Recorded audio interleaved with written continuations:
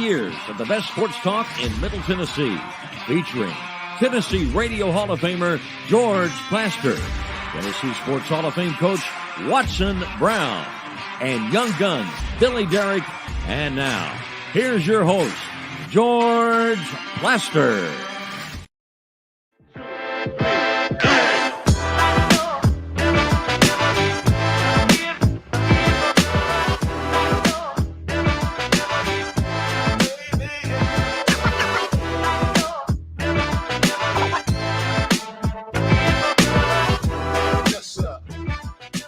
Hello again, everybody. Welcome in. It's Friday. And even though we had a holiday on Tuesday, man, I don't know, for me, this has seemed like a long week. I look outside right now, the weather appears to be beautiful. But I thought the same thing yesterday, and all of a sudden I stepped out of the Ford Ice Center and found out it had been raining like all get out in and around the West Nashville area. Kelly Holcomb has the day off. Watson Brown will, in some form or fashion, return to this show sometime later in the month. Billy Derrick is here. Billy, how are you? I'm great, George. How you doing? Good. Are you aware? Does it sound hollow in here at all? I think it sounds fine in here. Okay.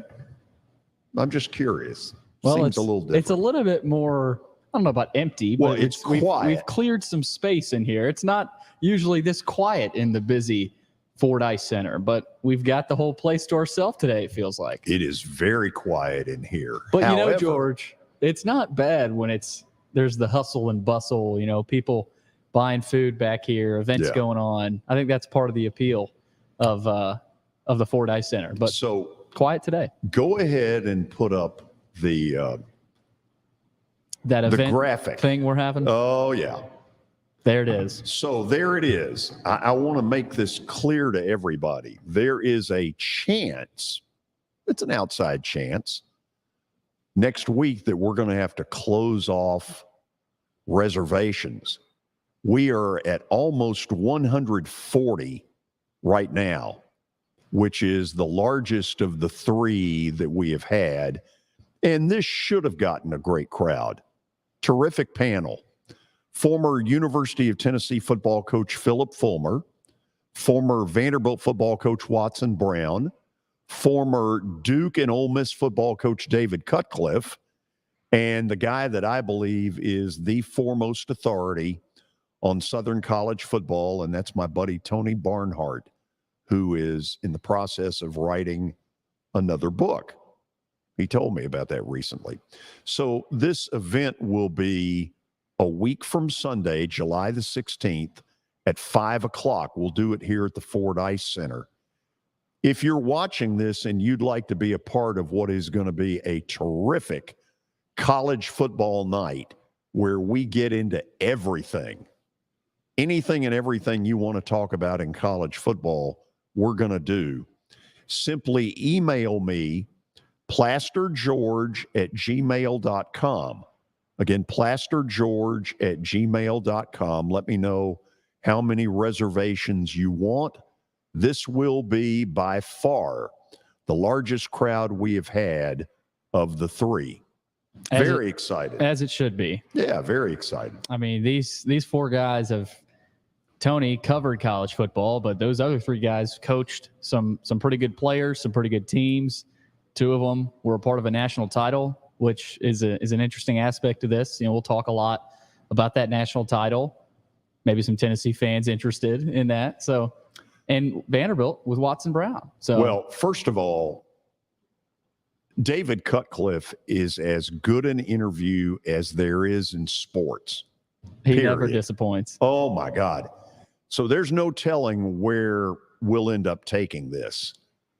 Yeah, we're going to get in transfer portal and NIL and all that kind of stuff. But we'll also get into what it is you all love, which is college football.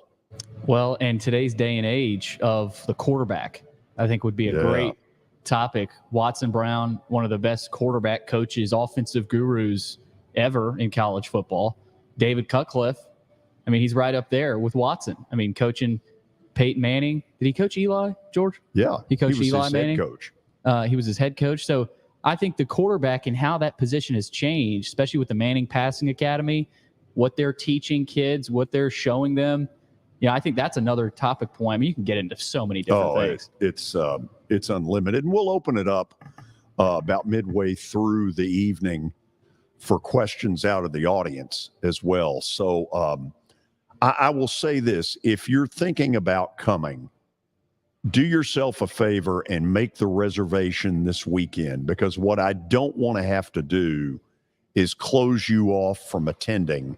And that could happen late next week. Don't really want that to happen. No. Do it now. So do we have an update in our future? We do, George. We start in college football. We got a couple pieces to get to here, and they're pretty big. Okay. And the first one's kind of a sad piece, discouraging for Northwestern fans. Northwestern head coach Pat Fitzgerald has been suspended for 2 weeks without pay for alleged hazing claims within that football program. Really? Yeah, Northwestern is implementing several measures to curb hazing within its program, included a 2-week suspension of Fitzgerald. He's been their coach since 2006. He'll begin the unpaid suspension today. So it will not it's not games. It's not set to start preseason practices until early August for Northwestern. So it's not season, which I think is a little bit better. But they're trying to hammer down on it. What are they claiming went on there? Well, I guess in Kenosha, Wisconsin, that was their off-campus practices where they held preseason training for years and monitoring the football locker room by someone who doesn't report to Fitzgerald or his staff. So I didn't read super deep into it, George, but I mean, hazing is the biggest thing, and I don't think there's too many details on it. But yeah, that's definitely a surprise. I've had Pat Fitzgerald on the show before. Really liked him. He's very well respected in the coaching community. That one comes as a real surprise. Yeah, and you wonder how often this goes on at other programs, but it stays under wraps, where maybe they keep it, within the doors and it doesn't get out. But I guess this got out. You mean the Ed Orgeron walking into the meeting, ripping the shirt open and saying, "If anyone wants a piece of me, come and get me." I've always thought, what if some kid in the back of the room stood up and said, "Coach, I'm a black belt in karate, and I'll kick the crap out of you anytime, any place you want. And if you want me to do it in front of the team, I'll be more than happy to." I would have paid to see that. That would have been unreal. But yeah, so we'll see what happens with if anything else further happens with Northwestern. But Pat Fitzgerald suspended for 2 weeks without pay. The other note, Georgia football is on a tear of speeding tickets within their program. Their spate of speeding-related incidents continued this week when freshman linebacker Samuel Mpemba was ticketed Wednesday morning for going 88 miles per hour in a 55 zone, according to records from the Oconee County Sheriff's Office. Where is that? Oconee County, I would guess somewhere in Georgia. Never heard of it. Me neither, but it occurred about an hour before Marcus Rosemy-Jack Saint, the prior player at Georgia. He appeared in an Athens courtroom and pleaded guilty to driving 90 in a 45. Yeah. So I don't know what's going on down there, George, but you got to feel like Kirby Smart has to put a wrap over this. Yeah, and I would have thought this would have probably already happened. Some of this happens when you start really winning at that level. Back-to-back national titles, trying to go for a third, essentially a three-peat. Tighter coverage.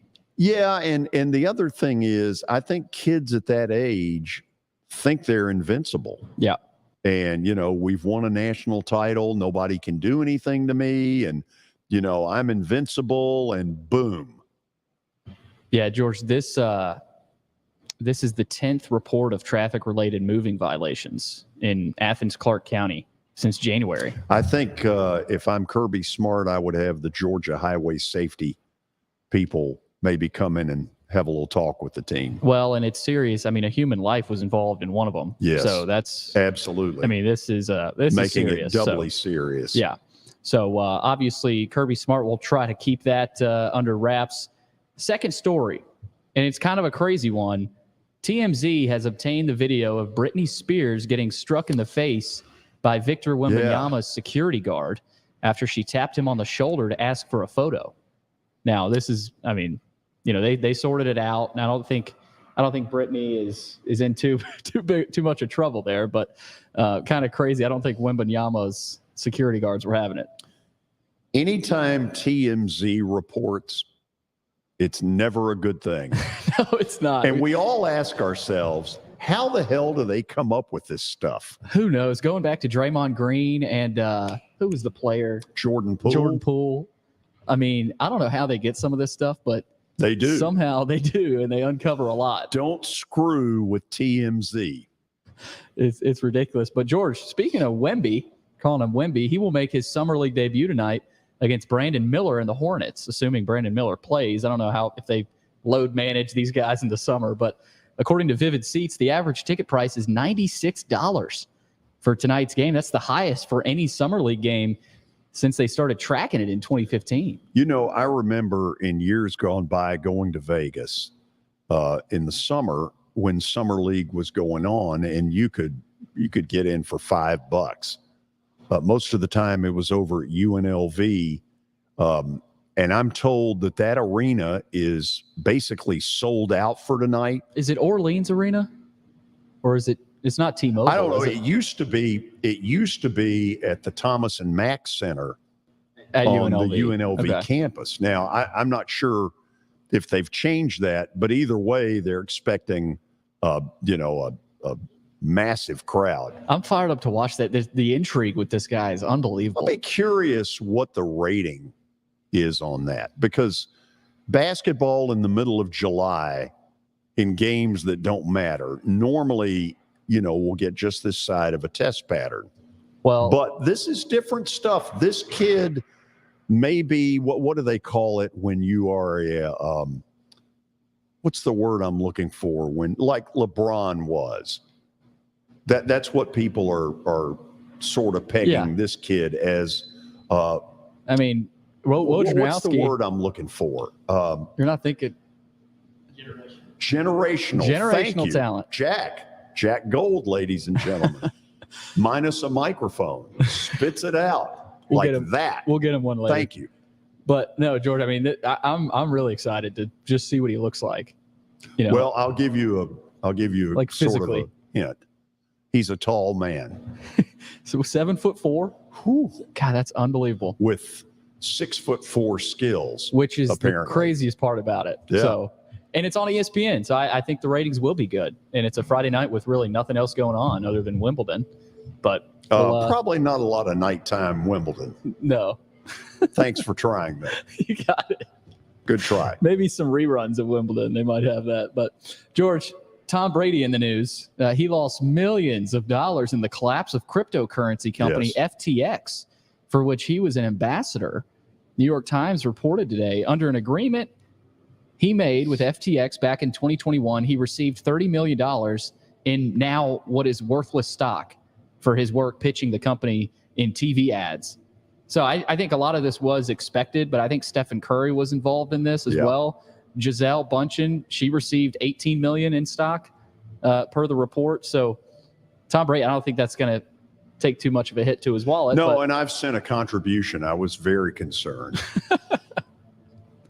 And FTX filed for bankruptcy last November, so they're wiped out. Yeah. And their CEO is facing federal fraud related charges. So that didn't really work out, George. How'd that play? Not well. I didn't even really look into it at all. I don't think you did either. No, most of my money is spent on paying a house note. What about Plaster's bet of the day? Shall we move on? Let's move on. That's really it, George. I mean, we got a lot of baseball this weekend. The Braves are back in action tonight against Tampa. They're in Tampa in a game that will be on Apple TV. Yeah. You able to watch it? No. Didn't subscribe to Apple TV? No, I haven't. Well, that'll be interesting. Rays are, I don't know how they've been, George. I'm not as dialed into baseball as you are. But they have had the second best record in baseball. Most of the year, the best, but the Phillies just went in and swept them. So I think I'm right. Jack, check this out since you're Mr. Generational over there. I think today the Atlanta Braves have the best record in baseball. I think you're right, George. We'll get confirmation here from I'm Jack. almost certain I'm right. You probably know this. You just want to. Let's see. What's you want to pile on? Braves are 58-28. That's pretty damn good. And what's Tampa? Tampa is 57-33. 57-33. So the last couple of weeks, Tampa Bay's taken on some water. And big series here. I mean, you look back. This might be a series you look back at when you're approaching the playoffs October for seeding. Yeah, might well be October. That'd be fun. Really fun.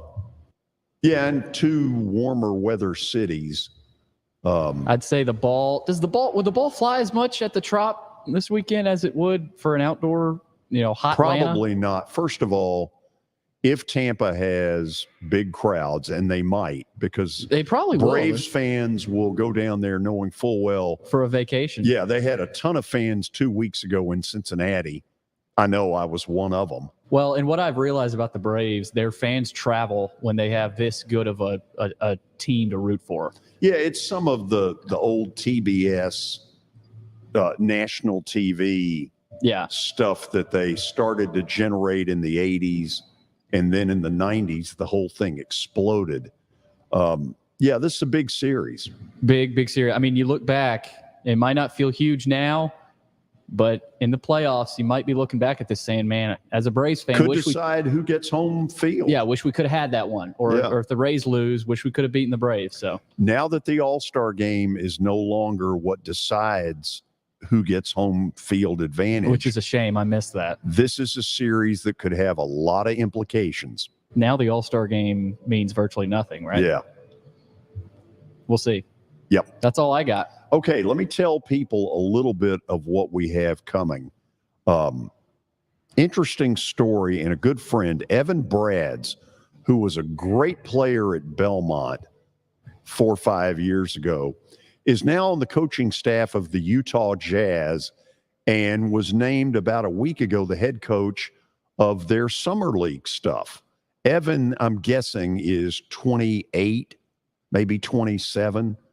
This is a real honor, and some great doors have been opened for him in his resume by the legendary coach Rick Byrd, who sort of passed him on to Brad Stevens, and the rest, as they say, is history. If you had a recipe for getting an NBA head coaching job, Rick Byrd and Brad Stevens, that's not too bad.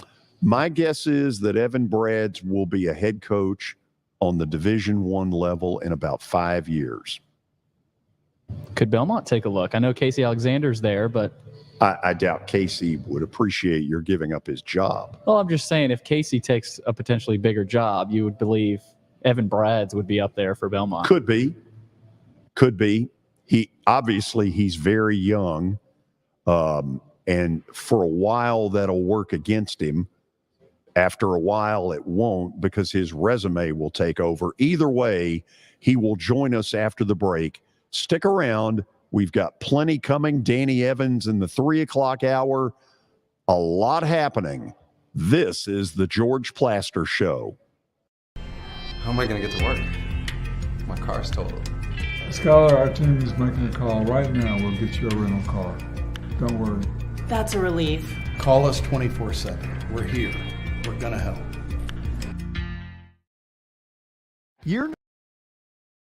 Year number 2 of the Plaster and Friends Celebrity Bowling Night was awesome. And the reason is really simple. I chose Strike and Spare, and they were amazing. They have great food, great bowling, and a staff that is truly ready to go the extra mile to help you. They have 5 family fun centers in the area to choose from, and for more info, go to strikeandspare.com or call them at 615-824-5685.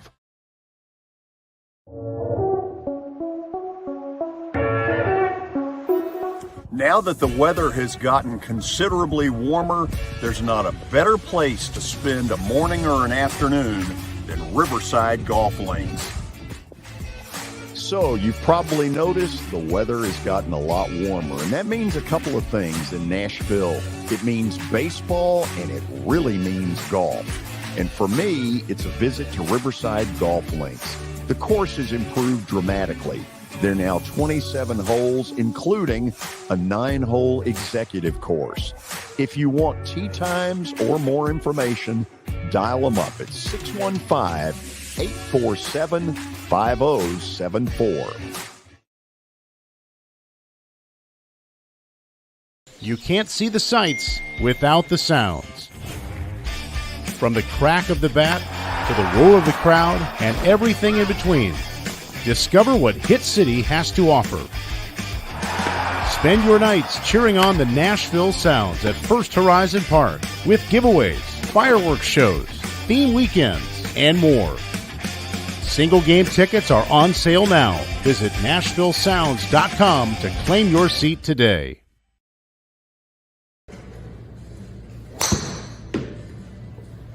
So who said I can't be a golfer? Well, you know what?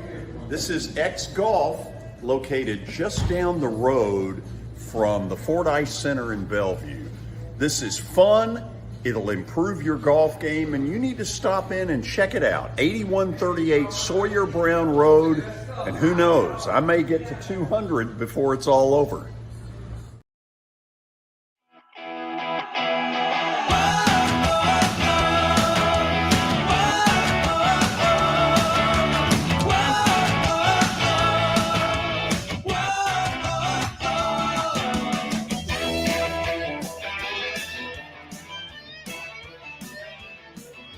Hey, George, we're back. Did I get caught there? Caught you sleeping. Well, during the break, news sort of broke, and congratulations to Vanderbilt Athletic Director Candace Lee, 5-year extension. She was the second of our sports speaker series about a month ago, and that's quite an accomplishment. Well deserved. I mean, she has orchestrated the largest fundraising campaign ever at Vanderbilt. You know, obviously with the help of a lot of people, but I mean, what she's done is pretty impressive. So she's been able to get the shovel in the ground, and people can physically see something going on. Yeah, drive over there. I mean, it looks totally different. Yeah, it's definitely different. Yeah.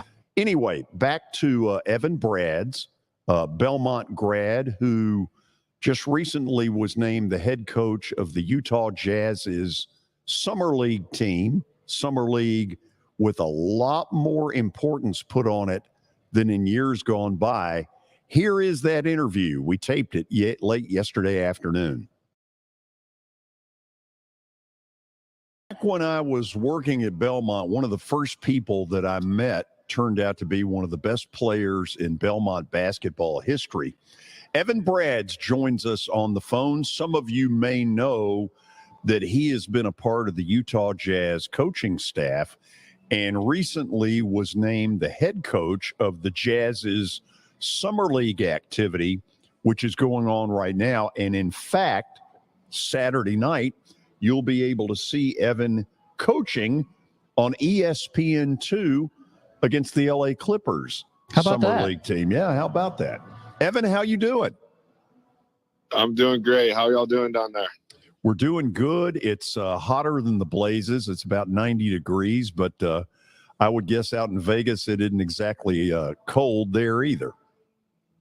Well, I'm not yet. I'm actually still in Salt Lake. We have the Salt Lake Summer League, so we have 3 games here first, and then I actually head to Vegas tomorrow. But yeah, it's still pretty hot here in Vegas too, or in Salt Lake too. Evan, tell me, when you're a coach in a summer league, it's a little bit different than regular season where it's all about winning. Here it's also some winning, but also individual player development. How different is that for a coach? Yeah, I think I'm one of the lucky ones because I work with a lot of our young players throughout the year. So it's really just kind of taking what we did during the year and, transferring over to summer and then continuing in through up into our training camp. So it's been really cool, working with a lot of our young guys throughout the year, and, this chance and opportunity to do it in summer is just like a bonus for me. It's been really fun. It seems like it's been 10 years ago where you and I were on the phone and you said, what do I do? There's a part of me that wants to play in Europe, but Coach Bird has opened this door with the Boston Celtics and Brad Stevens. And I was like, jump at it. To heck with the playing, get on with the coaching. What an incredible break to have a Brad Stevens and a Rick Bird on your resume. Yeah, I mean, you said it, right? I mean, I owe, a lot to those two people. Coach Bird, I was lucky enough to play for him for, 4 years. I enjoyed every single second of playing at Belmont, and I will be forever grateful to him for that. And, going after college still, forever grateful for the opportunity he gave me. And then same thing with Brad, he gave me my first shot when it was in the NBA G League at the time in Maine. And then, fortunately, I got to work for him for another couple of years in Boston. And again, forever grateful is a term that I would use for both of those guys. So people are intrigued by Brad Stevens. He's gone to the front office, but there's no doubt of the great coaching ability he has. Evan, what do you think is the best trait you learned from him? Him and Coach Bird, one thing I learned from them both, to be honest with you, is how well prepared they were for every single day, whether it be a practice day or a game day. And I really admired them for that, especially, getting on the other side of things. You really see the time and effort that has to go into that. And it is not an easy thing to do with the hectic schedule of whatever league it is, whether it's college or the pros. So I have the utmost respect for both of those guys and their ability to prepare. And it helps, when they see the game so well and, they just put the time and effort in. And I learned a lot from both of them. And the Celtics thing opened up this Utah experience for you. It's funny, I was just watching one of the episodes of The Last Dance, which featured the Bulls and Utah in the Michael Jordan era, Stockton and Malone. How close are you all to getting back to playoff level and hopefully championship level? Well, I think that's a yearly thing, right? And, I kind of view it as a day-by-day thing. It's the little things daily that, we try to do, whether that's working out with our young guys and helping them get a little bit better every day, and then just building on those every day and seeing what happens. I don't like to put a whole lot of expectations on guys. I think that's unfair sometimes. So, I think the main focus here is just helping guys get better every single day and then going from there. Evan, I used to say when the Grizzlies first came to Memphis and I would go to games, my belief was that you would see at least one play a night athletically that you absolutely humanly couldn't understand. Does it feel that way to you when you see an NBA game every night?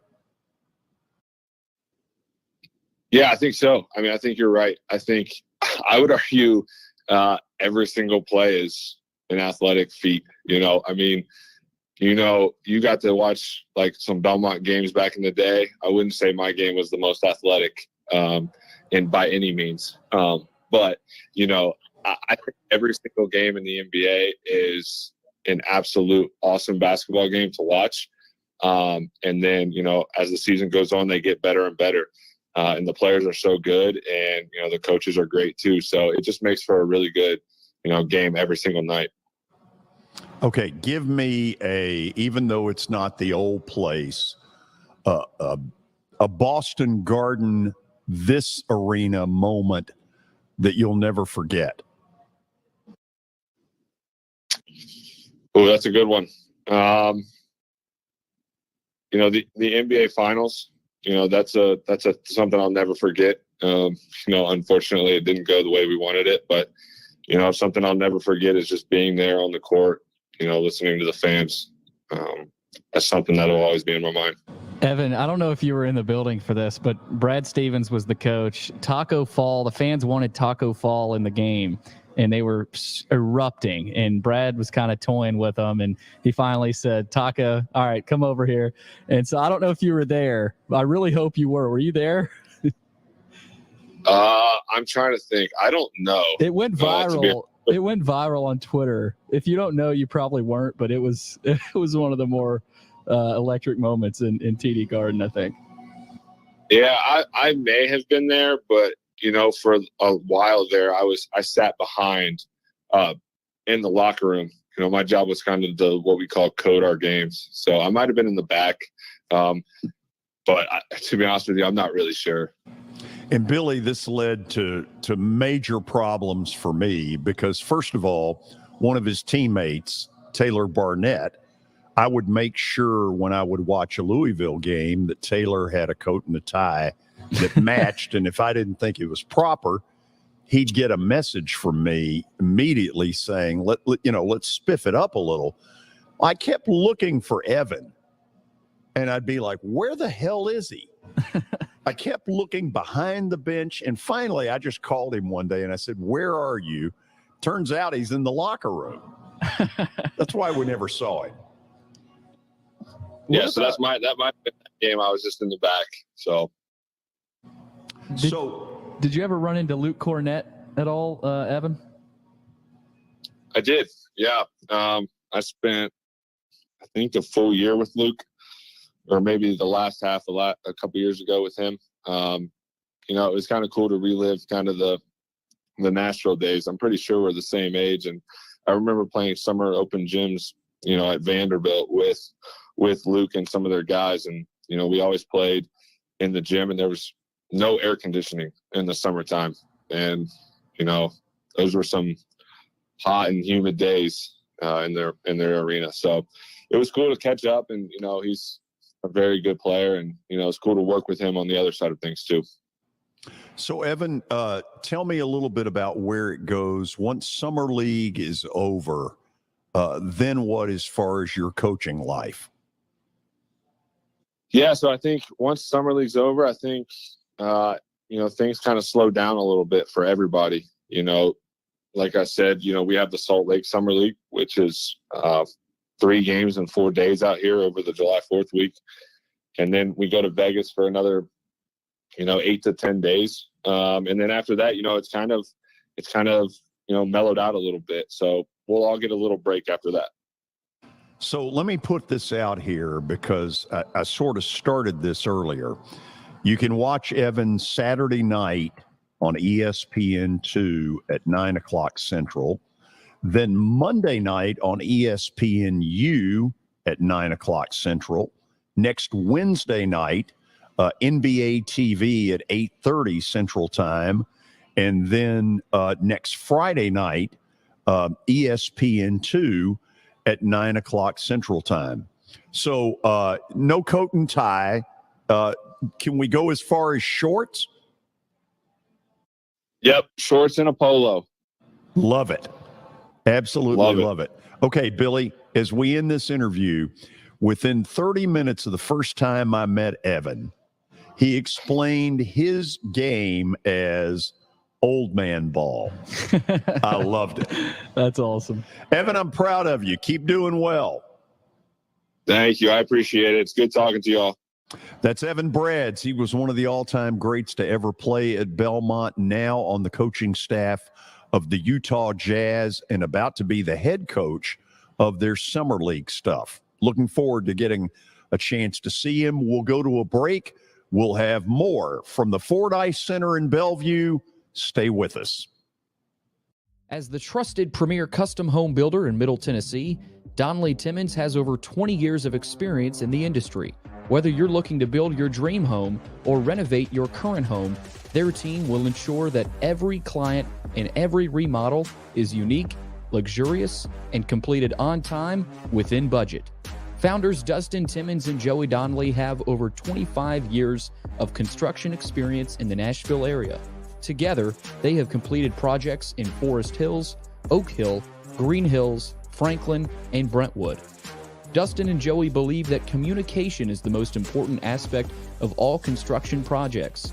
Therefore, they personally manage each project themselves and are involved in job site activities on a daily basis. Their commitment to quality and integrity has earned them an outstanding reputation among their clients. Contact them to set an appointment for a free consultation or to view some of their completed projects. Give them a call at 615-456-7983 or log on to DonnellyTimmons.com. For over 35 years, Wilson Bank & Trust has been committed to providing customized banking solutions to help individuals, families, and businesses in Tennessee achieve their goals. As your full-service community bank, we are proud to offer loans with competitive rates, local decision-making, and fast, friendly service from our experienced lenders. No matter where you are on your financial journey, Wilson Bank & Trust is ready to help you take the next step. Visit your nearest Wilson Bank & Trust office or online at wilsonbank.com to get started today. Member FDIC, Equal Housing Lender. Family owned and operated for more than 2 decades, Alaco Fine Wood Floors is Nashville and Middle Tennessee's choice for premium quality hardwood floors. Since 1995, Jimmy Alaco and his army of employees have embodied the approach of taking pride in one's craft and providing superior customer service, growing from a one-man shop to a team of 23 professionals who share the founder's passion for quality craftsmanship and customer satisfaction. If you are interested in contacting them, you can find their headquarters at 2505 Winford Avenue in Berry Hill, or give them a call at 615-356-0303. Again, that's 615-356-0303, or log on to alacofinewoodfloors.com. Alaco Fine Wood Floors, serving Middle Tennessee's hardwood flooring needs since 1995. At Baird, we have a different slant on global financial advice. That global capabilities mean nothing without personal attention. We have investor relationships in 35 countries and market expertise in over 40 industry verticals, all to help make the most important investment connections of all, yours. Global financial advice with a client-first approach. It's the shape of things to come. Discover the Baird difference at BairdDifference.com.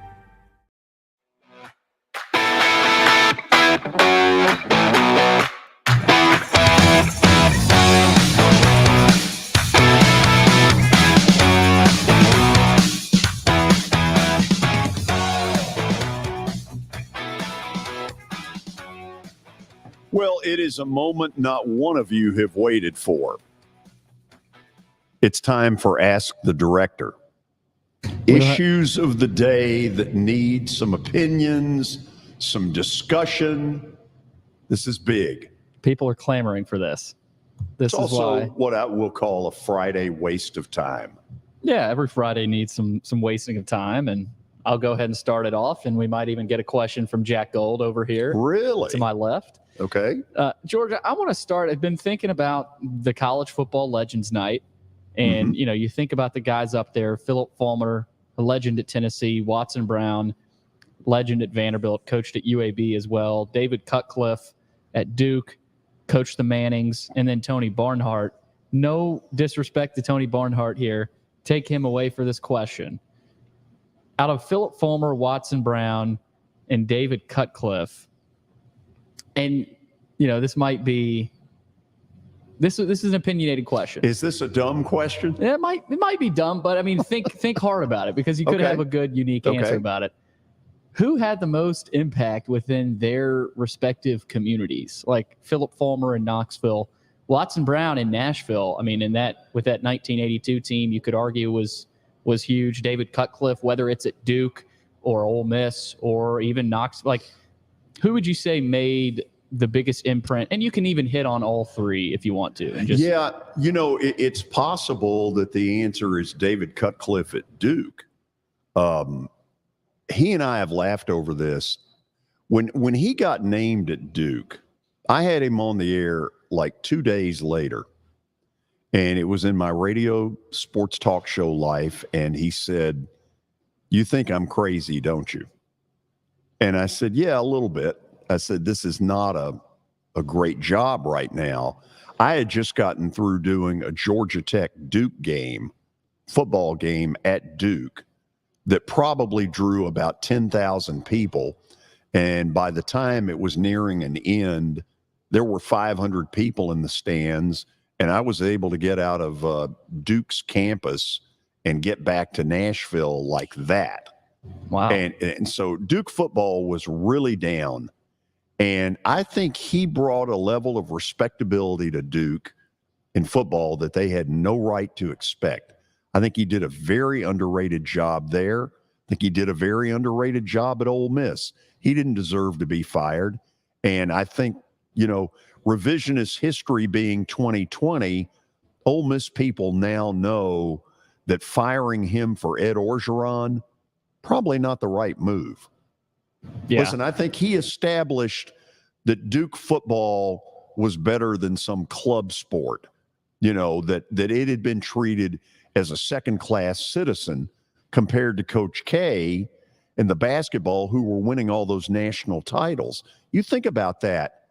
That's a tough act to try to compete against. It really is. And I kind of compare it to Bobby Johnson at Vanderbilt a little bit. Now, Bobby didn't have the success Cutcliffe did at Duke, but Bobby finally made a bowl game in 2008 and, gave some respect for Vanderbilt around the SEC, at least later in his career. Obviously not as successful as Cutcliffe, but those coaches are rare that, go to a school like a Vanderbilt, a Duke, a Northwestern, like Fitzgerald, who we mentioned today, where they make their imprint on a community that hasn't seen it, Look, all three of those coaches had great impact.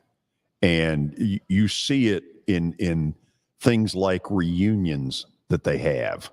Philip Fulmer, anytime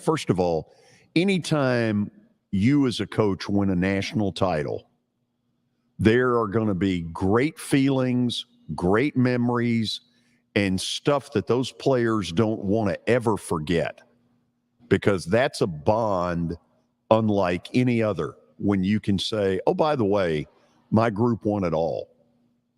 Watson Brown, more of his probably, you're right, was as offensive coordinator than it was as head coach, because what he did in 81 and 82 to put some life into a program that it had none. And all of a sudden, Vanderbilt football for a couple of years was really fun. During his offensive coordinator times, they beat Georgia, they beat Florida, they beat Tennessee.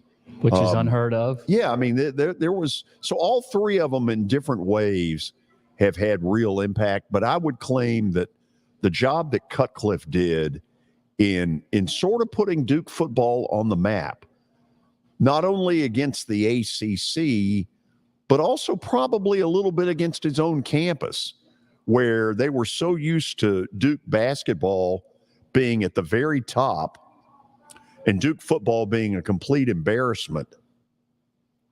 He evened that playing field a little bit. Yeah, and I think of David Cutcliffe and look back at his career, it just feels like Duke was a good fit for him. Maybe not right away, and there were probably some people clamoring about, hey, this can't be done at Duke. But he ended up proving them wrong and found a pretty good quarterback in Daniel Jones. I think that's a common theme as well. Yes. One of the things about all three of those coaches on that panel, if you had an 18-year-old son, you would feel pretty good about sending that child to any of those three. No doubt. Because the likelihood is they're going to be treated pretty well. No doubt about it. All right. Let's go to Major League Baseball. The draft. The draft is Sunday. Starts Sunday. It is? Yeah. Did you know that? No, I didn't. Rolls on Monday, and I guess Tuesday, maybe Wednesday. I'm not sure how long it lasts. It's a long draft. It's not as long as it used to be. No, and it's been pushed back, which we've asked that to Danny Evans before, and the impact that has had on college baseball And a lot of people have talked about it. It has helped the game a lot. I think even more coaches want it to be pushed even further back, maybe. But I mean, it's after the season, right? It used to be in the middle of super regionals. What it really does, it eliminates the player being drafted having any impact that season. Exactly. So, and this might be a loaded question, but how have you seen baseball change with the draft being pushed back, high school guys seemingly not committing to colleges as often as they have been, where scouting might have improved, right? And this is a huge Danny Evans question, and I might want to ask him this, but yeah, I'm probably not the one to ask it. But I mean, you're a baseball guy. I mean, we used to see a lot of these high school guys. I feel like go to college more often. I think Vanderbilt has struggled with this. Tennessee is seeing this now more often. LSU, of course. I mean, the big programs struggle with that. So how have you seen the baseball game change with the draft, scouting from when, you were an early fan? I mean, well, first of all, going back to prehistoric days, like when I was growing up. I mean, what was the draft like back then? I mean, when did the draft? It was like the NFL's. It was done over a phone and nobody cared. Right. That was the first thing. But the second thing was the College World Series was of no interest to anybody. Look, ESPN's taken a lot of bad raps for a lot of stuff. And by the way, these Disney firings, if I'm Fox, I'm jumping all over Susie Colbert and Jeff Van Gundy and any number of those people that ESPN just got rid of. Shame on Disney, because basically what they're doing is they're blaming all of their failures on ESPN. By the way, Pat McAfee, $85 million. Give me a break. That's a little much. It is, and that's the reason he went over there. Right, I mean, but some really good people have been fired because of those kind of contracts. Anyway, college baseball, one of the best things ESPN has ever done is it has elevated the college baseball game to a level of importance. When the NCAA baseball tournament happens now, we all care about it. And I'm telling you, when I was growing up, nobody gave two hoots about whether your team made the NCAA tournament or not. It's that's one of the best things ESPN has done. Okay, so we dip into the farm system.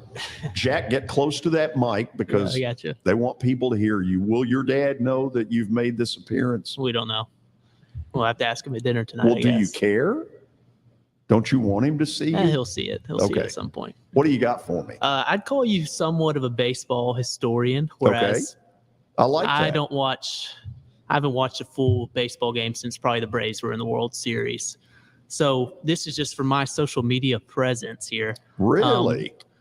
We've seen I'm going to contribute to social media? Yeah, we've seen what Shohei Ohtani's doing.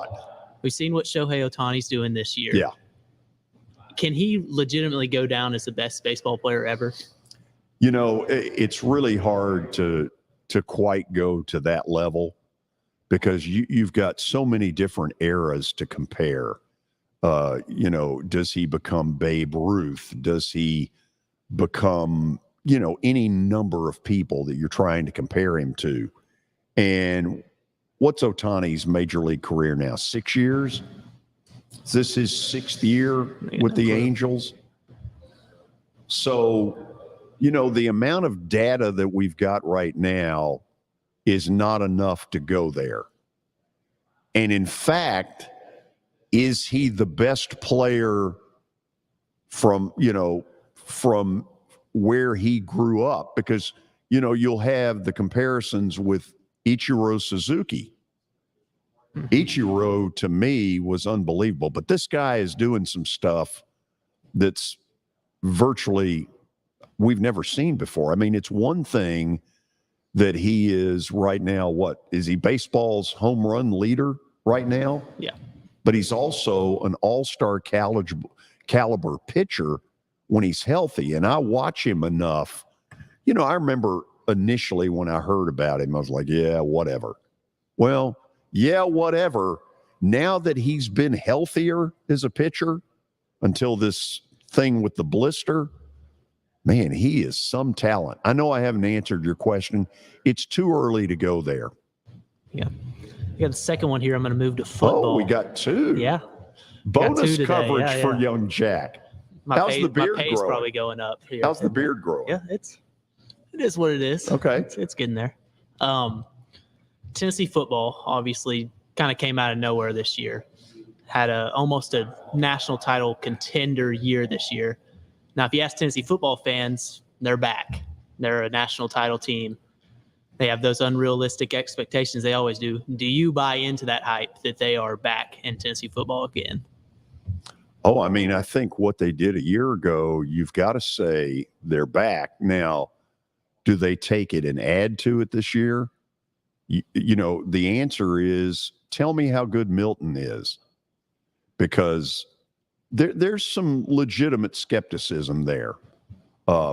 At his worst, he's been a guy that takes a football, grabs the sawdust out of it, squeezes it so dadgum hard, you don't know where it's going. I mean, this guy's got one of the strongest arms. Put him in right field.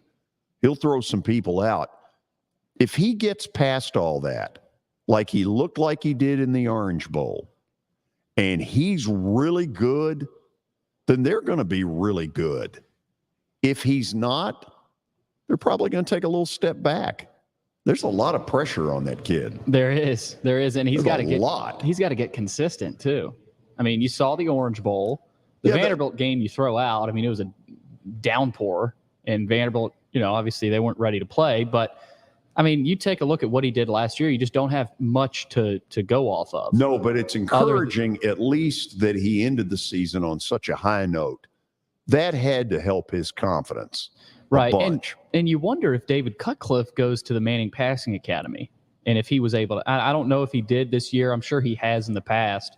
But if he saw Joe Milton was there, I know you know Mike Detillier, George, who is a big Louisiana guy. He's got the accent. Yeah, he's been on your show, I'm sure. Oh, yeah. He goes to the Manning Passing Academy every year. So he'd be a great guest to maybe get on. But what did he look like? You know, did he show improvement?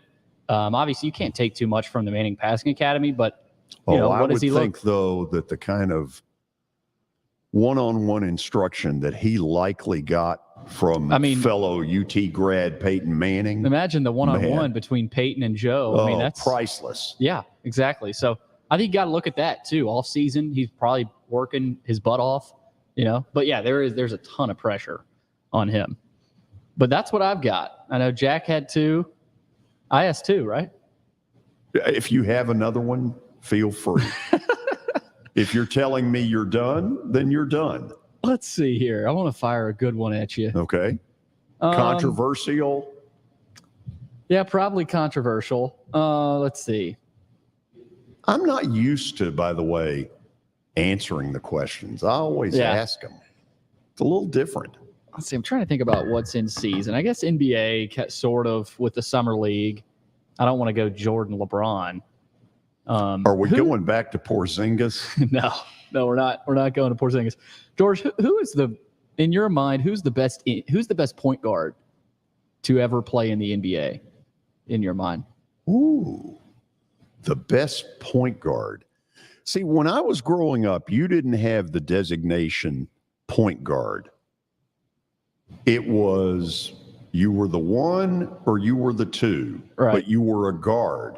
Yeah. And then you got this point guard designation that said the point guard is out there to make every other player better. Penny Hardaway, for instance, was a great point guard. He was a point guard? Well, I mean, if you want to call it that. You've just got different definitions. He played it occasionally, I guess, the one. Best point guard. I got to think. I ask it because I had to think. I mean, I don't even. Hold on. I don't even know. Let Jack have the mic again. He's dying to say something. Dad tell you need more. Steph Curry. Yeah, but is he a point guard? I mean, he's a shooting guard. Yes, he brings the ball up the court every single time. Yes. But he's a shooting guard. He's a shooting point guard. Score first point guard is what he would be. Excuse me. Wow. Okay, don't give him the microphone anymore. Hey, we'll go to the break on that. Here's what we've got coming. In about 3 minutes, we'll have Stat of the Day. Then Danny Evans will join us, and boy, we got a bunch of stuff to get into with Danny. And then the Plaster Bet of the Day that is not one bet, but 4. Wow. Yes. We are in for a treat. Yeah, whoop-de-doo. Okay, stay tuned. 3 o'clock hours coming. Stat of the Day, where I guess I go solo and we're going to bomb, is coming up next. Stay with us. Hey, thank you for meeting with me today. The insurance company has made an offer. Already? How? They've offered you the entire policy. Thank you, Blair. You're so welcome.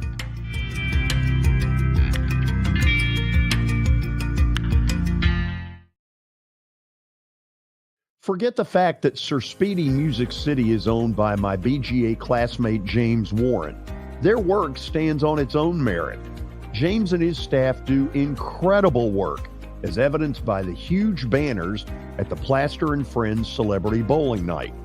If you're looking for quality to help your marketing and business communications, and you want it at a reasonable price, these are your folks. Call them at 615-832-9511 or go to print at sirspeedymusiccity.com. And be sure to tell them Plaz sent you. Year number 2 of the Plaster and Friends Celebrity Bowling Night was awesome. And the reason is really simple.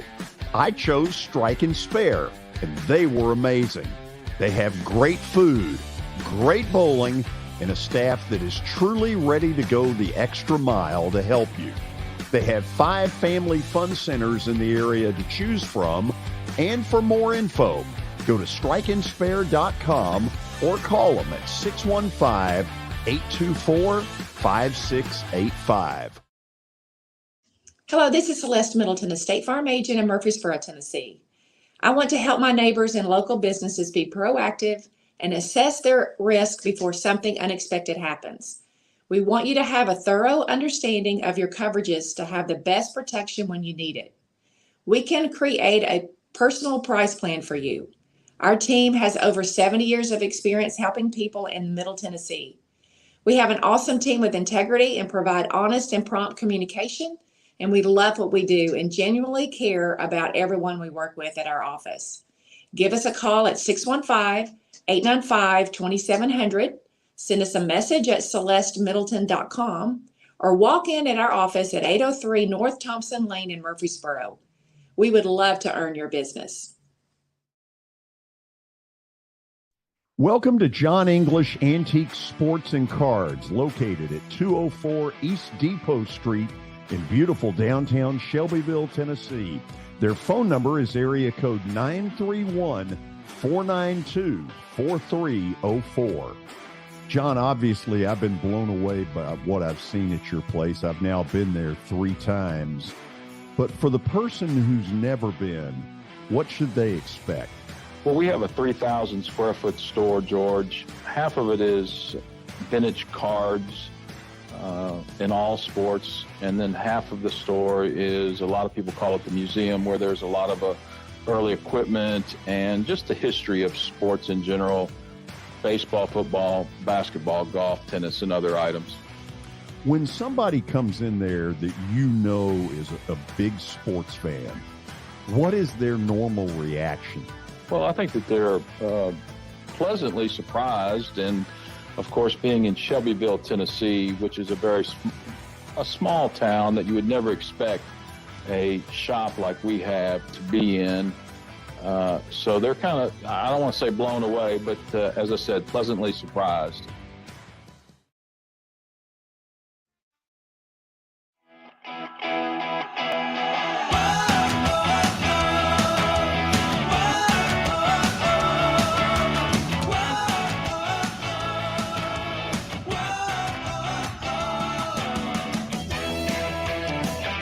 Welcome back in. We're getting set to speak with Danny Evans, former Dodgers general manager, talk a little baseball, of course, with the MLB Draft coming up on Sunday. But first, stat of the day brought to you by John English Antique Sports and Cards in Shelbyville, Tennessee. You can find them at 204 East Depot Street. They're open during the week, Tuesday through Friday from noon to 5, and also Saturdays from 10 a.m. to 5. So you can go check them out tomorrow. Give them a call at 931-492-4304. All right, George, you ready to get challenged? By the way, the answer to Jack's question, why could I not come up with this? Magic Johnson. Well, didn't you mention him? But you just I don't know. I don't know whether I did or not, but that's the answer. It's Magic. You think so? Where's Steph? And is he step number 2 for you? Steph's a shooting guard. Oh, come on. He is. He's a point guard. Not really. Not the way I would perceive Magic was. Okay, interesting. All right, stat of the day, George. Orioles Gunnar Henderson. This kid is on fire. He's the third Orioles rookie with 4 hits and 5 RBIs in a game since the RBI became official back in 1920. Who are the 2 others in the Baltimore organization? Is the third Oriole rookie with 4 hits and 5 RBIs in a game. This is a tough one. I kind of scratched and clawed for this one. Okay, let's try Eddie Murray, and let's try Cal Ripken Jr. Wow. Okay. I see Danny. Are you going to call for help? Oh, absolutely I am. All right, let's head to the bullpen. Yeah, Danny, can you see the question? I can. I just reading it, George. I'm sorry, I was having a little technical problem. So I went Eddie Murray and Cal Ripken Jr. Who are you thinking?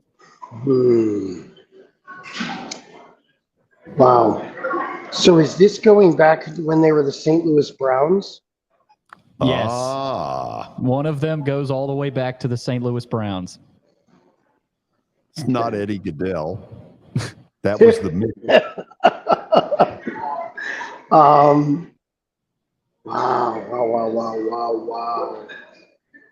He's not going to get it either. I love it. And one in the recent in the 2000s, early 2000s. Early 2000s. Manny Machado. Okay. Thanks for playing. Jim Traber. Go ahead and reveal. We got too much stuff to get to. Here we go. Chris Richard in 2000. Oh, good Lord. And then Roy Sievers all the way back in 1949. If any Former of you White Sox got that, God bless you. Yeah, George. George, remember you and I saw Sievers play a lot. Do you remember that? No, I don't think we did. So let's get to the 3:00 hour officially with ESPN color analyst Danny Evans. I actually on Sunday night spent a little time watching you. Billy, you spent a little time, and then to everybody's shock, Kelly Holcomb, who's not here, he spent some time watching you. Who gave him the combination lock? I might have. Okay, you may have revealed this while I was on vacation. How did this come to be? You know, George, and first of all, great to be with you guys. I'm at the Sabre Convention in Chicago. We have almost 1,000 people here, baseball aficionados. It's just an amazing 4 or 5 days. I'm having a blast. But ESPN has talked to me about doing broadcasting for a long time. And they contacted me, the Northwoods League contacted me and asked me if I could do multiple events for them. Candidly, I wondered about the travel. I wondered about the preparation. I wondered about how much commitment I would have to make. And then I found I was intrigued by it. I had a great time at my first game. And I agreed to do a couple more and then a couple more. And now I'm doing the 2 All-Star games coming up, the Northwoods League All-Star games. And who knows where this is going to lead, but I just feel at this stage of my career, if it's fun, I'll try it. Okay, any of us who have ever talked to you know that the knowledge is there. It's always been there. I tout you as nobody knows more baseball than Danny Evans, and I say that respectfully because, buddies of mine like Buster Olney who are out there are incredible at what they do. Danny, would you like this to go farther? Yeah, I think I would, George. It's been very fun. It's not as disruptive in your life as putting together a roster and, doing baseball operations. I love the camaraderie. I love the need to be prepared. As you know, you've been doing this a long time. You're not prepared, you can't do the job. I've been around some really great broadcasters, and I saw how hard they work to prepare. But the other part about it, George, that I really love is I don't have a dog in the race. I root for both teams to have a good game, and I really root for the sport and for the game. And I'm finding that to be so exhilarating instead of rooting for one of the two participants. Danny, you have in your baseball career seen 2 guys that went on to stardom in totally different ways. Hawk Harrelson, who would just give you the off-the-cuff, put it on the board, and then yes, who never would have put it on the board, who, was this meticulous, down to the exact science of it all. Let the fans take it. Yeah, talk to me about those 2 different styles and what you saw in those 2. Yeah, and George, you know what? I was really lucky. I was around Harry Carey my first year with the White Sox. So I got to know Ernie Harwell extremely well throughout the course of my career. Vin Scully's the most prepared baseball person I've ever been around, just an incredible human being. I think perhaps my favorite person I've met in my career. So good to me, but also such a pro. Harry Carey, amazing, absolutely amazing. Hawk, a little more shtick than I would like to be a part of. But Hawk's a good guy. I was around Hawk a great deal. I was around Drysdale a great deal. I think when I decided to do this, George, this, part of your thing is, who am I going to be? What am I going to be? Am I going to be a homer? Am I going to be silly? Am I going to be overly analytical? What am I going to be? And I'm still evolving in that area, but I'm not the gushy, hello again, everybody, Harry type. And I'm not Vinny with the suit and tie, but I am Vinny when it comes to the preparation. You understand this. You've done this many times. A guy came to pinch hit in a game in the 9th inning the other day, and I actually knew a little bit about him. And it was kind of fun because he had a really prolonged at bat, and I didn't look at it as a negative. I looked at it as a chance to empty out the drawer of what I knew about the kid. Danny, when Marty Brenneman, who I think is one of the all-time best, when he retired, I sent him an email that day just saying, hey, Marty, saw the story. You're about to learn how loved you really are. Well, the story goes, ironically, he and his wife, Amanda, were traveling through Nashville that day.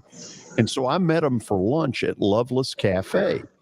And I think it was his wife that said to me, why do you feel that way? Why do you think he's going to be shown this level of love? And what I told her was, I said, Marty is an invited guest into people's homes 162 times a year, not for 10 minutes, but maybe as long as 3 hours. And I said, most of these people, if given a choice between having their relatives over or having Marty over, are choosing Marty because they're closer to him than they are to their, quote, loved ones. And, he ended up telling me, he's like, wow, that is some answer. And I think in that year that the Reds got to celebrate him, he learned it was true. Yeah, he was loved.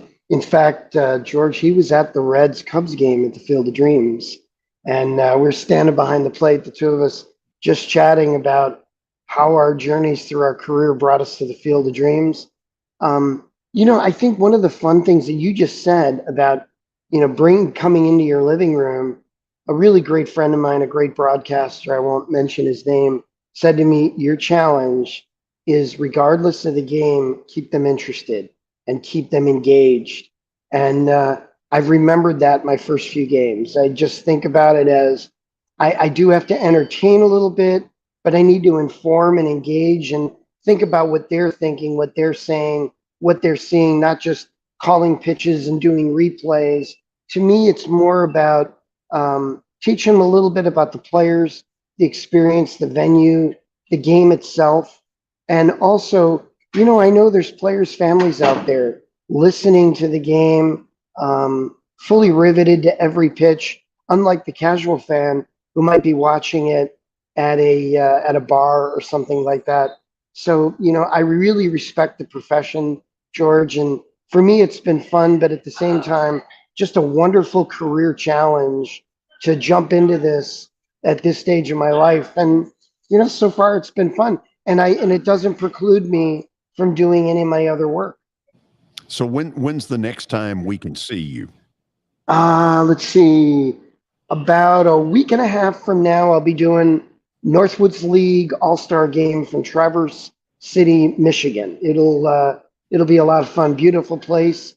It'll be the 70 best players in the Northwoods League and a whole lot of preparation. I'm going to do sideline reporting for the home run hitting contest, which will be fun. I can kind of interact with a lot of the players, and then I'm doing the analysis the next day for the actual All-Star game. Somebody asked me recently, who do I think are the best goodwill ambassadors baseball has ever had? And the easy answer was Tommy Lasorda, number one, Harry Carey right there with him. Anybody else at that level?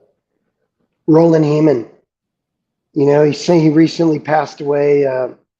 The general manager of the White Sox, he actually hired me for my first job. He's in the Hall of Fame. George, just a bundle of energy, great people person. And here at this convention, I joined Sabre when I was 20 years old, and now I'm on the board of directors of Sabre Worldwide. And it's an extraordinary thing to kind of carry on his legacy here in terms of love of the game and taking care of scouts. It was a real honor. I got a little emotional.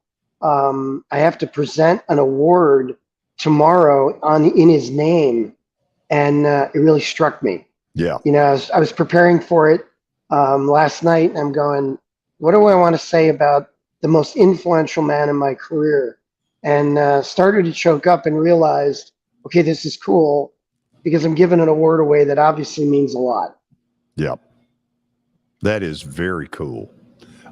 Tell people a little bit more when you say Sabre. Yes. What do you mean for somebody who's not the baseball fan, maybe that I am? What do you mean by that? It's the Society of American Baseball Research. We're baseball nerds. George, we just love the game like crazy. Ernie Harwell called it the Phi Kappa Beta of baseball. We're historians, trivia crazed, baseball park nerds, uniform nerds, statistical. Like I was sitting with Bill James for an hour today, talking to Bill James about the game. It's kind of insider baseball stuff. A lot of GMs, a lot of baseball officials are members. It's wonderful. It's only $65 a year. We give you so much programming, access, the ability to do analysis, historical research, in-depth analysis about trends in the game, and then our publications on a weekly basis. Honestly, George, I was in the publications room for about 45 minutes today between presentations, but This morning we had a thing about Bill Veck. We had a thing about Comiskey Park. We had history of the polo grounds.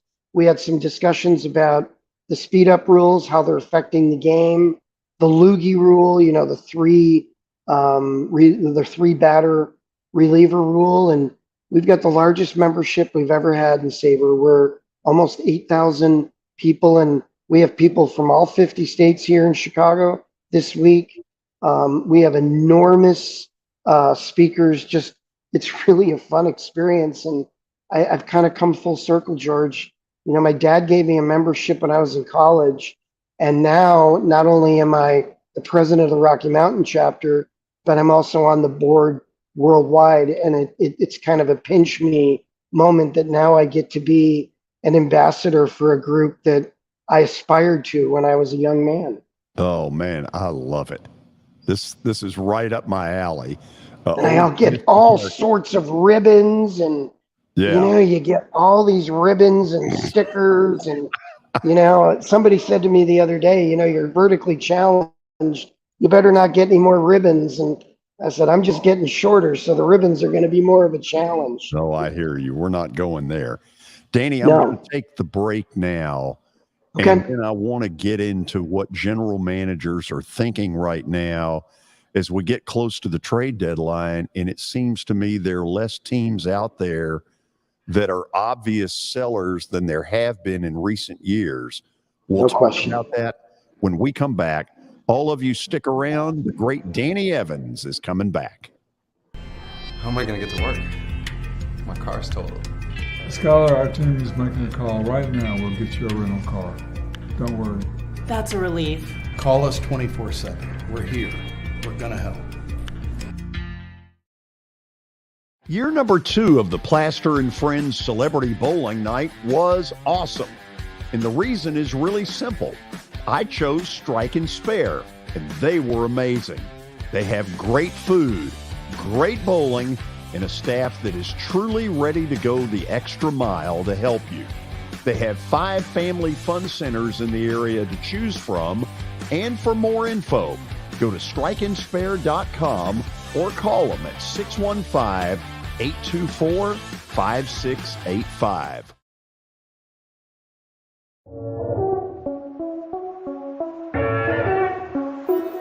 Now that the weather has gotten considerably warmer, there's not a better place to spend a morning or an afternoon than Riverside Golf Links.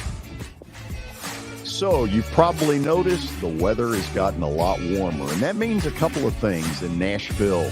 It means baseball, and it really means golf. And for me, it's a visit to Riverside Golf Links. The course has improved dramatically.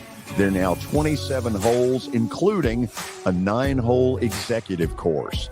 If you want tee times or more information, dial them up at 615-847-5074. You can't see the sights without the sounds. From the crack of the bat to the roar of the crowd and everything in between, discover what Hit City has to offer. Spend your nights cheering on the Nashville Sounds at First Horizon Park with giveaways, fireworks shows, theme weekends, and more. Single game tickets are on sale now. Visit NashvilleSounds.com to claim your seat today.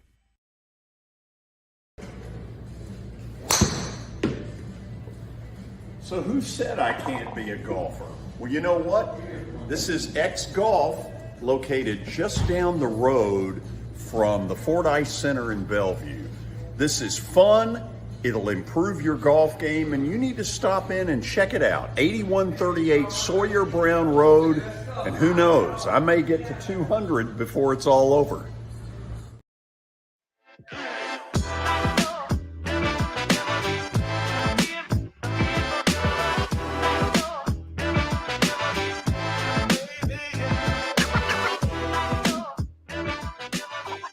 So we are back on this Friday afternoon.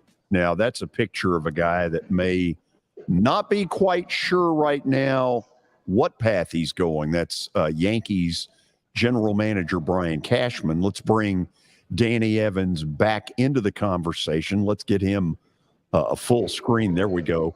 Danny, what ultimately decides whether a GM's a buyer or a seller if it's really close? George, that's a terrific question. Here's one of the problems. Many times it's the owner. You go to the owner, you make your points. I'll give you a little insight, George. I think one of the keys to the whole thing is the audio good. Are we all right? Yep. Okay. It's terrific. All right. So one of the problems you have is if you want to add, there isn't a good player out there that doesn't come with a price tag. This isn't a flea market. This is an auction.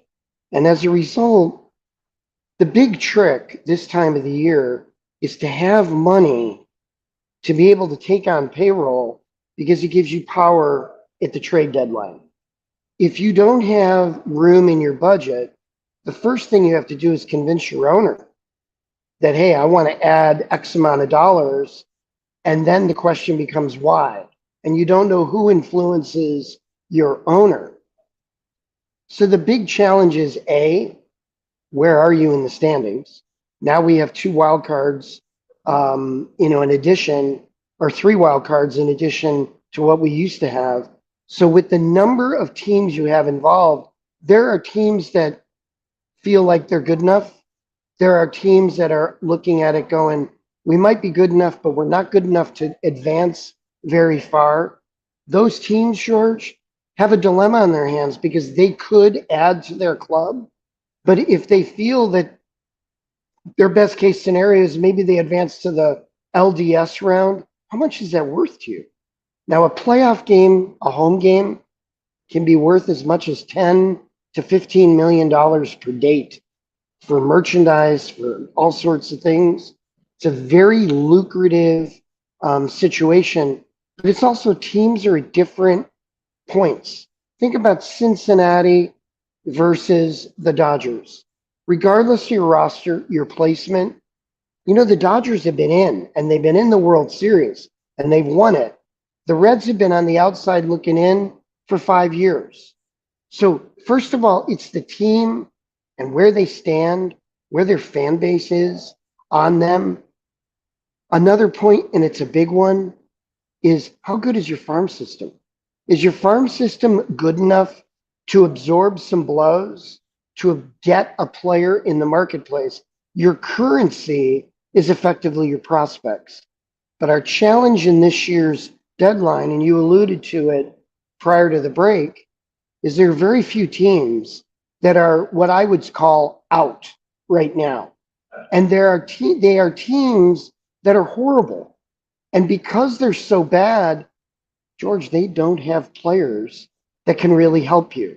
And because those teams have been bad for an extended period, they're bad players who have no postseason experience, which is a really diabolical bait if you want to take it at the deadline. So for me, the challenge is first the ownership and second your farm system. Okay, to me, Danny, 2 of the most intriguing things to try to figure out right now are the Yankees and the Mets. Let me start with the Yankees because it's becoming more and more apparent with each passing day that until or if they get Aaron Judge back, they're not very good. They don't score any runs. Yeah, they're so dependent on him offensively, which is understandable, given that he's one of the elite players of our generation. I mean, that's the American League record holder for most home runs in a season 1 year removed. That loss is something that very few teams could sustain and still be pliable enough and talented enough to be able to not just absorb the blow, but thrive. But here's the problem, George. They're playing not for the division title. They're playing to get in as a wild card. Tampa Bay looks to be the elite team in that division. And if not them, I would think it's Baltimore. I don't think the Yankees are a team that I look at as an East Division champion. So you're playing for a wild card club. George, it's hit or miss. I mean, I've been in the wild card as a participant. The best team doesn't always win. It's the hottest team that wins. You get hot for the last 2 weeks, you might be the right club. The problem is, here we are in July 6th, and you have to make a decision for September 6th, for October 6th, for November 1st. That is an incredible challenge. And I love Brian. Brian's one of the best GMs in the modern era, but Brian's got a really difficult situation right now because he probably knows way more than he's leading on for trade purposes. He doesn't want anyone to know where he is on Judge. But George, you know what? He doesn't know how much is out there and who can really help his ball club. And George, one thing, if you're struggling, nobody calls you up and says, George, what a shame you're not scoring runs right now. Let me help you out. It's like your buddy on the fifth hole when you're halved and you've carried 2 holes, and he's not going to let you play the mulligan on that hole. So let's go across the street to the Mets. Yeah. Weird deal in that they've got 2 older pitchers who are first ballot Hall of Fame guys, Justin Verlander, Max Scherzer. It seems to me, Danny, that they've got to make a decision that they're going to keep one but not the other. I'm assuming Verlander is the one that they will push out into the market. Are you of kind of that same mindset? I am, George. And that Steve Cohen had a press conference about a week ago, and he indicated if they are where they are now, they're not going to add. It's foolhardy. They're one of the great failures of 2023. There's a few teams. I mean, the Cardinals, the Padres, I would say the White Sox. But when you look at what they have, they were built to win in 2023, coming off a 100-plus win team last year. And I think you and I and many other people viewed them as a real challenge to the Braves this year. Well, June took care of that. The Braves just eradicated their chances of winning the East. And now they're faced with a difficult situation in that they're not going to blow it up.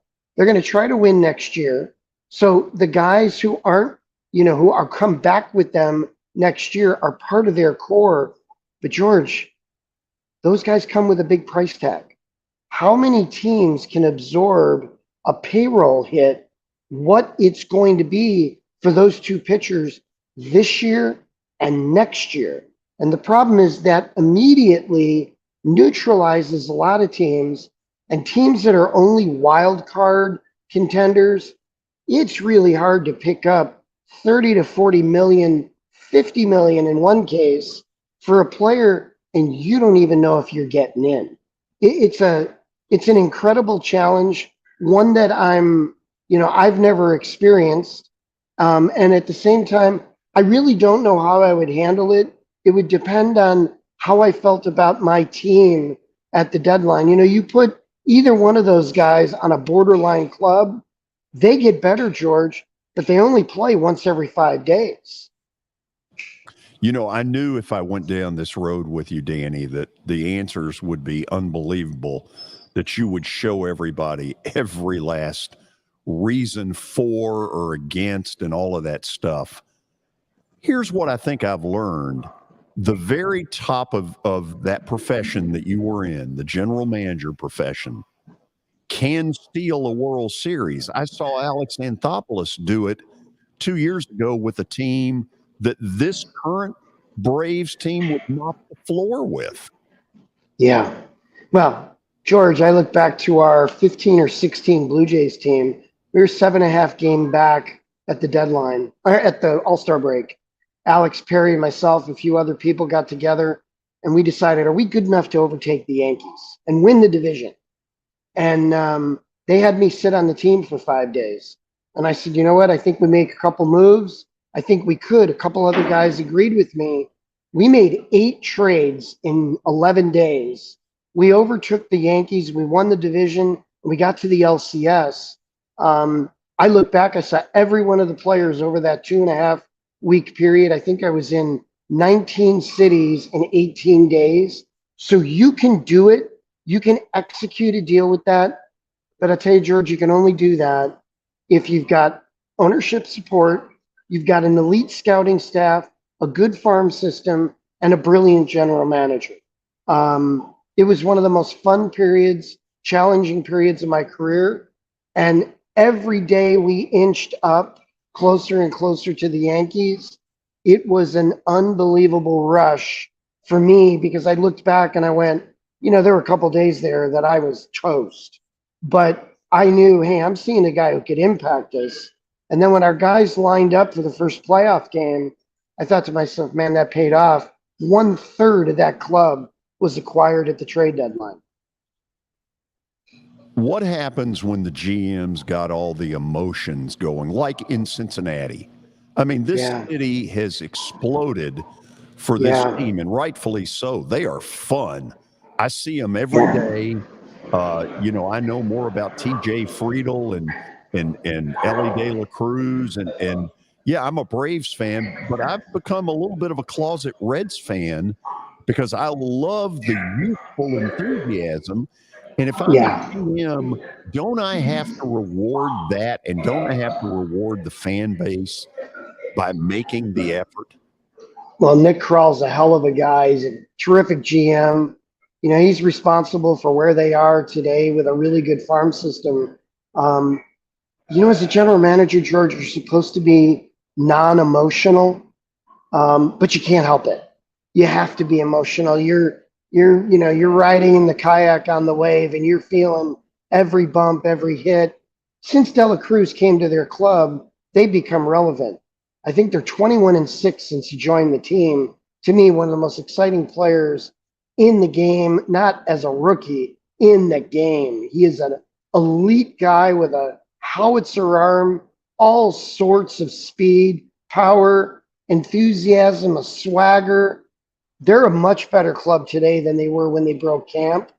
As a result, Bob Castellini, great owner, great guy. Bob Castellini really is a fan deep down inside. I would not be surprised if they were aggressive because the Reds are a baseball town. That is a baseball city. I would not be surprised if they were one of the most aggressive teams at the deadline because they're one of those teams that needs to get in. And if they do, they could be a really tough club to look on the other side of the field. I am totally there with you. Now I want to go to the opposite side. The Dodgers are used to this every year. But, Danny, the truth of it is no May, no Bueller, barely Urias. At the moment, no Clayton Kershaw. I mean, they're doing it with a AAA pitching staff 3.5 out of every 5 nights. So if you're running that club today, what's your mindset? Because there's a lot of moving pieces here, and they're not what they have been. No, but George, what are they, a half a game out of first place? Well, that's and that's the amazing thing is I'm a little biased. Dave Roberts is a dear friend of mine. I love the franchise, but I think we're so used to the Dodgers bludgeoning people, and now suddenly they're just above average. And I still think they're going to end up playing the Braves in the LCS. If you think about it, and George, you went back to it, Urias out for a month, May out, Bueller out all year. Everybody who follows Vandy knows he's got a chance to come back. That's an elite arm. So what they're balancing right now is, we got one of the best 2 or 3 farm systems in the game. We can absorb payroll. So we have the 2 chess pieces that you need, but also they're going to get guys back. And when they get them back, they know the medicals. They know who's coming back, being able to come out. They've got an elite core offensive team. It's all about their pitching. In the postseason, you need 3 or 4 starters. You do that, you can really kick some butt. Kershaw will be back. He was one of the best pitchers in the game, had a little ding. All they're doing right now, George, is they're using the deadline to skip a start for Clayton, get him a little fresh. I used to do it all the time at the All-Star game. Use the disabled list as some R&R for a pitcher that you need to throw deep into October. Clayton will post. They'll have Bueller at some point. I look to the Dodgers to make a couple of major moves, but not moves that affect them long-term payroll rise, because I think their ultimate radar, their get at the end of this year is going after Ohtani. And they don't want to do anything that'll preclude them from going after and securing Ohtani in the offseason. Do you think the Angels have any shot? Yes, absolutely. His interpreter grew up about 5 miles away. It's a real positive experience for him. I think it's a shame that Trout and Rendon got hurt again. They were playing great to that point. I think he's got a shot, but I know Ohtani, and I think Ohtani's biggest thing is he wants an annual chance to compete for the World Series. And if you recruit him, if you go after him, it's not about entertainment for him. It's not about city. He's a baseball rat. He's at the park early and he stays late. He wants to win. And for the fans, I mean, he's a refreshing change of pace. This is about environment and a chance to win the last game of the season. That's who Ohtani's going to be. His agent is literally about 5 miles away in Anaheim. So they'll always be a player. I just see him as being in the driver's seat, and wherever he wants to go, they're going to be pretty darn happy to have that elite a player. I could do this with you for the next 6-8 hours, but I won't. You've got better things to do, I think. But I want to ask one last one, because I've just sort of thrown up my hands and I don't quite get what's going on in St. Louis. Danny, I was there a couple of weeks ago, and you know this even better than I do. The downtown economy of that city is totally tied to that ball club now. Everywhere you go, it's Cardinal signs, it's Cardinal this. I mean, no economy needs it any more than St. Louis does the Cardinals to be really good. I look at them, and there is something not right, and I don't know what it is. So help me. What do they do? Yeah. George, you know what? I don't think there's a better fan base in the game. It's an extraordinary fan base. Cardinal red everywhere. You're right. The Cardinal Village is incredible. I thought they were going to have a chance to get to the World Series this year. I thought it was the Dodgers, the Braves from the National League. It just didn't happen. For some reason, something's misfiring. It's like when you go to a mechanic and you don't know what's going on, but the car's not riding right. They are too good. Couple things happened to them. Some pitching injuries depleted their rotation. Wainwright's taken a step backwards. Flaherty was hurt. Mikolas has not been as good as he was last year. And then defensively, the elite defensive team in the big leagues suddenly has just caromed down to a mediocre defensive squad. You know, Arenado's having just an average year with the glove. They've got guys there that are elite character guys, great two-way players. George, they're 15 games under 500. I don't get it. But here's what I do get. Their bar is so high as an organization. You know, George, entering this year, they had the longest active streak of playing plus 500 baseball among big league teams. I mean, their expectations are huge annually.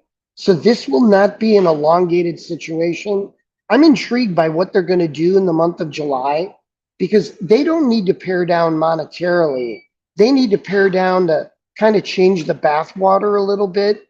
And who they move will be a great indicator to tell you what they think their next year and future year is going to look like. I think they're the club to watch, along with the White Sox, on the seller side in the next 3 weeks. Would you be shocked at the All-Star break if Yadier Molina became their manager? George, I used to be shocked by a lot of stuff. I don't get shocked anymore. I mean, some things happen and I go, wow. I think that, you know, if it's not Yadier, I think they're going to have to do some things, whether it's trade, whether it's shake up. They're too good a club to be where they are today. And I never like to joke about people's jobs. I've been on the receiving end of that. But when you take one of those gigs that you don't have a lifetime appointment, and if things don't go right, sometimes you suffer the body blow. I think this is one of these situations. You're going to see John Mozeliak and the Cardinals be, I would say, very, proactive and aggressive, trying to fix this storied franchise. The hard part is trying to figure out what's causing it. You bet, George. And you know what? This is like when you go to your primary care doctor and you just go, I don't know what it is, but I'm just not feeling well. And we need to do some tests. We need to do some workups. And the problem with that is, on July 6th, you got to make a decision for August 1st. And George, having been there in that ballpark, they don't have patience for not being good. So this is not a rebuild. No. This is not an elongated, suffer the consequences. No, this is fix it. But George, I don't see how they get back in the race. I just don't see it. And I thought for the longest time they would, but I don't see that happening. I don't either. We didn't even get to the Padres. We'll hold that one till next week. That's another psychiatric ward that may need some work. Danny, this is so much fun. Congratulations on the ESPN thing. Man, I was pumped Sunday night when I turned it on. I was like, I know who that is. And you didn't mute me. So that's a big step in the right direction. I did not mute you, and I texted you. You sure did. I texted you back in game. Sure I texted you back. I appreciated it and loved it. Hey, have a great weekend at the convention. I will, George. Thank you so much. Have a good weekend yourself. Bingo. He is the best. He's also a Blackhawks fan. We're going to have to hold on to that because he may be about to have a lot more fun than he's been having. Yeah. Either way, he is simply the best. If you love baseball the way I do, and hopefully you don't, Danny is as good as it gets. We'll have plaster bets of the day, 4 of them, when we come back. Starting to save for your future doesn't have to be difficult. Let Wilson Bank and Trust help tone up your financial goals this year. Our certificates of deposits or CDs can help your money work harder with our competitive rates, earning you more than ever before. WBT checking options allow you to earn rewards you can really use, like a high interest rate or cash back on check card purchases when you meet some e-banking qualifications. Visit your closest Wilson Bank and Trust office or online at wilsonbank.com to get started today. Member FDIC. As the trusted premier custom home builder in Middle Tennessee, Donnelly Timmons has over 20 years of experience in the industry. Whether you're looking to build your dream home or renovate your current home, their team will ensure that every client and every remodel is unique, luxurious, and completed on time within budget. Founders Dustin Timmons and Joey Donnelly have over 25 years of construction experience in the Nashville area. Together, they have completed projects in Forest Hills, Oak Hill, Green Hills, Franklin, and Brentwood. Dustin and Joey believe that communication is the most important aspect of all construction projects. Therefore, they personally manage each project themselves and are involved in job site activities on a daily basis. Their commitment to quality and integrity has earned them an outstanding reputation among their clients. Contact them to set an appointment for a free consultation or to view some of their completed projects. Give them a call at 615-456-7983 or log on to DonnellyTimmons.com. Family owned and operated for more than 2 decades, Alaco Fine Wood Floors is Nashville and Middle Tennessee's choice for premium quality hardwood floors. Since 1995, Jimmy Alaco and his army of employees have embodied the approach of taking pride in one's craft and providing superior customer service, growing from a one-man shop to a team of 23 professionals who share the founder's passion for quality craftsmanship and customer satisfaction. If you are interested in contacting them, you can find their headquarters at 2505 Winford Avenue in Berry Hill, or give them a call at 615-356-0303. Again, that's 615-356-0303, or log on to alacofinewoodfloors.com. Alaco Fine Wood Floors, serving Middle Tennessee's hardwood flooring needs since 1995. Hey, thank you for meeting with me today. The insurance company has made an offer. Already? How? They've offered you the entire policy. Thank you, Blair. You're so welcome.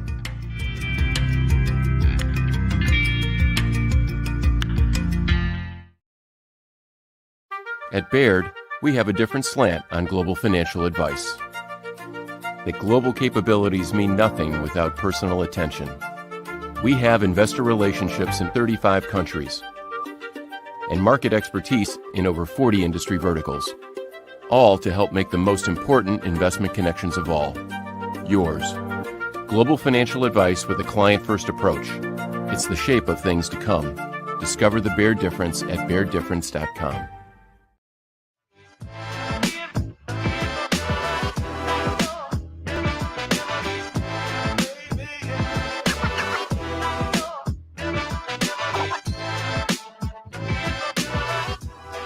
Final segment on a Friday. It's time for Plaster's Bets of the Weekend. And am I mistaken in saying these are the last round of bets of the calendar betting season for you, George? You know, I think Monday is last night is the last one. Okay. So what's the record right now? Well, we'll get to that. Bart Durham injury law. Give them a call at 615-242-9000 or log on to bartdurham.com. Here's the record for George: 201 and 195 and 3.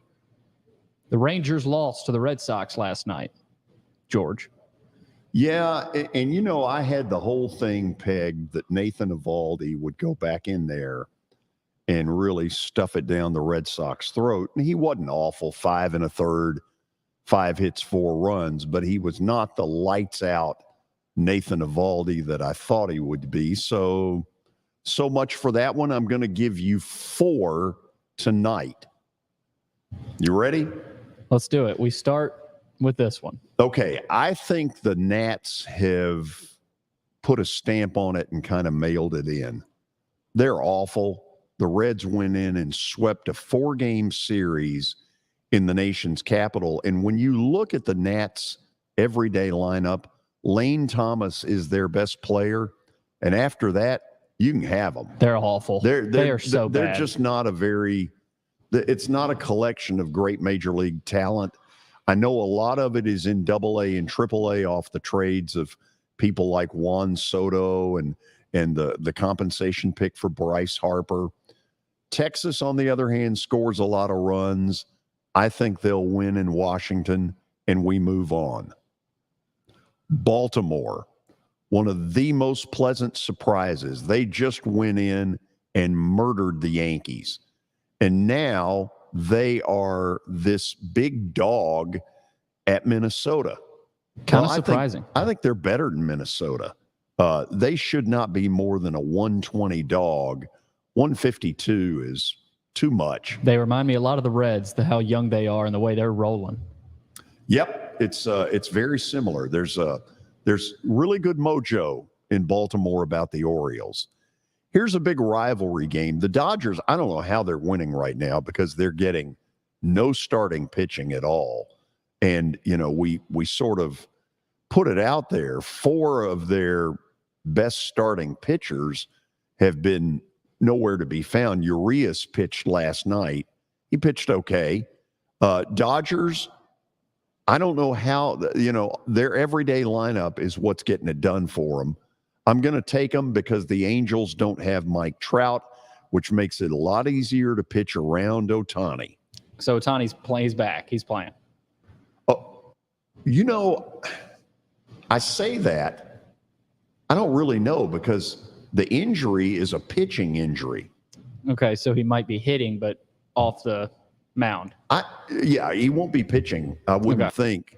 I don't think he'll pitch until after the All-Star break. The everyday lineup part, I'm not sure. If he's not playing and there's no Mike Trout and no Shohei Ohtani, huge advantage Dodgers. Oh, no who doubt. are also at home. No doubt. The last one is the one thing that scares me in the Braves division.